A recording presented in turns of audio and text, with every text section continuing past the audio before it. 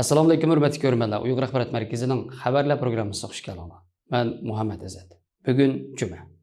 Tövəndəki xabarlarimizning tafsilotida bo'lsin.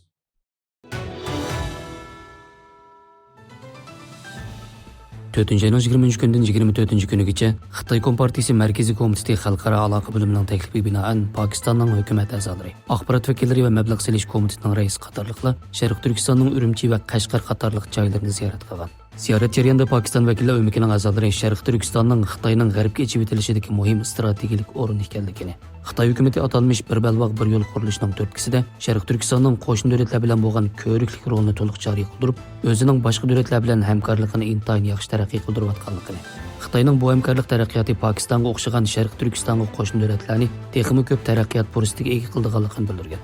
Ular yana Xitoy-Pokiston iqtisodiy koridorini davomli taraqqiy qildirib, ikki tarafning savdo, mablag' selish, madaniyat almashtirish, sayohat va boshqa sohalardagi hamkorlikni texnik kuchaytirishni umid qilganligini, Xitoyning Sharq Turkistondagi atalmış terrorlik va oshqo'llikqa qarshi turib, radikallikni tugutish jarayonida ko'rsatgan tirishchanligining ko'rinarli natijalarini qo'lga keltirganligini, shundaqla bu joydagi kishilarning kishilik huquq va diniy e'tiqod erkinligini qo'g'dash uchun ko'rsatgan tirishchanligiga yuqori baho berganligini bildirishgan.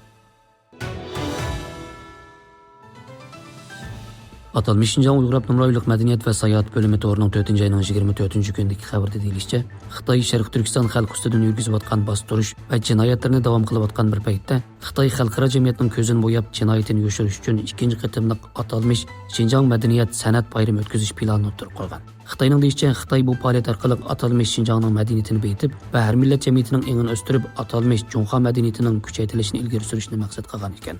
Bu faoliyatni atalmış Abnum Rayonluq Partiya Komiteti Təşviqat Bölümü və Abnum Rayonluq Mədəniyyət Sayahat İdarəsi hər qaysı rayon və şəhərlər Təşviqat Bölümü həm mədəniyyət, sayahat tarmaqları birlikdə orlaşdırılğan olub, fəaliyyət 26 apreldən 12 maygacha davamlaşır ekan. Bu fəaliyyətni ötküzüş meydanı Ürümçini mərkəz qılğan olub, hər qaysı vilayət və şəhərlərdə tarmaq meydanlar qurulub, münasibətlik fəaliyyətlər birli vaqtda ip verildi ekan. Bu qatimliq atalmış Madaniyat san'at bayramida jami 769 meydan nomor qo'yish planlangan bo'lib, har xil madaniyat san'at nomorlari, san'at ko'rgazmasi va guruh o'yinlari qatorliq faoliyatlar o'tkazildi. Xitoyning deyishicha, bu atalmış Şinjan Madaniyat san'at bayrami Xitoyning muhim madaniyat markazi turi bo'lib, bu san'at bayramining o'tkazilishi atalmış Şinjan xalqining inoq va xushal obrazini tashviq qilish va namoyon qilishda muhim rol o'ynaydi ekan. Xitoy yana mushunga o'xshash faoliyatlarni davomli o'tkazish orqali bu rayonda Xitoy Kommunistik partiyasining qizil tashviqotini umumyuzlik o'zlashtirib va singdirib, Xitoy millati bilan boshqa millat kishilarining inoq va ittifoq yashayotganligidek atalmış jonliq kayfiyatni namoyon qilishni davom qilgan. Hamda Xitoy uslubida atalmış Şinjanni zamonaviylashtirishda muhim rol o'ynaydigan har qanday faoliyatlarni o'zlashtirishni davomlashtirgan. Xabarlarimizni ko'rganlarga rahmat. Ko'rishguncha omon bo'linglar. Xayr xo'sh, Allohga omonat.